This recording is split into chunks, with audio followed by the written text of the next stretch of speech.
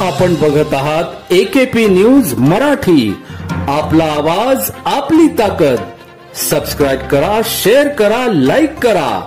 AKP news Marathi. मुंबईमधील साखळी बॉम्बस्फोट मधील प्रमुख आरोपी अबू सालेमला आज 1 ऑगस्टच्या पहाटे नाशिक रोड कारागृहातून रेल्वेने दिल्ली येथे नेण्यात आले। यावेळी नाशिक रोड कारागृह ते रेल्वे स्थानक दरम्यान मोठा बंदोबस्त तैनात करण्यात आला होता। मुंबईमध्ये 1993 साली साखळी बॉम्बस्फोट झाले होते। अनेक निष्पाप लोक यात मृत्युमुखी पडले होते। या घटनेने सर्व देश हादरले होते।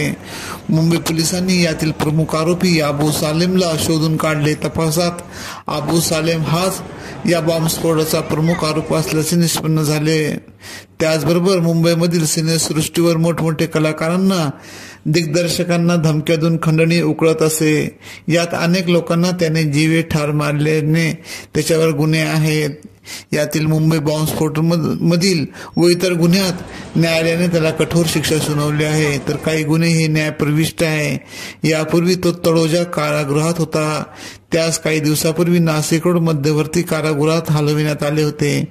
मुंबई येथील विशेष आवा पोलीस पथकाने पहाटे 3 वाजताच्या सुमारास गाडी क्रमांक 1057 CST ते अमृतसर गाडीने नाशिक रोड रेल्वे स्टेशनवरून अबू सालेमला मोठ्या बंदोबस्तात दिल्ली येथे न्यायालयीन कामासाठी नेण्यात आले। यावेळी कारागृह ते रेल्वे स्थानक दरम्यान मोठा बंदोबस्त तैनात करण्यात आला होता।